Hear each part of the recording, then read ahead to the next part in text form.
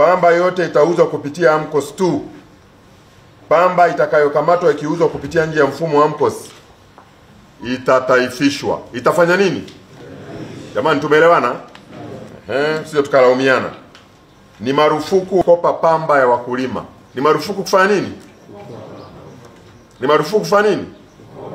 Tumeelewana. Jambo la tatu, kila manunuzi yanayofanywa na AMCOS lazima mkulima apewe risiti. Nini jamani? Risiti. AMCOS ni lazima watumie mizani iliyokaguliwa na wakala wa vipimo na ambayo haimuibui mkulima, haimuibii. Nani wako wapi wale wakala wa vipimo? Huko hapo. Mkatekeleze hayo majukumu. Fedha ya malipo ya pamba ya wakulima itapokelewa na viongozi wa AMCOS ambao ni mwenyekiti, mhasibu, katibu na mjumbe wa zamu, na sio mhasibu peke yake. Sawa sawa. Wakati natoka hapa niligusiwa kwamba wakati mwingine manunuzi ya pamba keshi inahitajika kwa sababu wakulima wanakuwa tayari wana pamba na michakato ya benki inaweza ikachukua muda mrefu. Ndio ambacho nilikuwa naelezwa.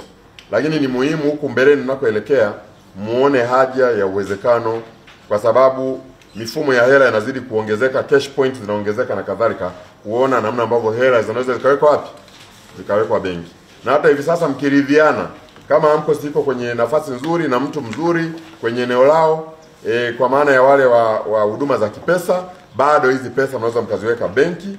Na siku hizi kuna benki tunaenda mpaka huko Selamagazi, unaenda na kadi, unaingia kwa wakala na unachukua pesa. Kwa hiyo bado mnaweza mkaridhiana mkafanya. Fedha kutoka kampuni ya ununuzi itakabidhiwa kwa viongozi wa AMCOS kwa kutumia hati ya mapokezi ya fedha ikiwa imesainiwa na pande zote mbili.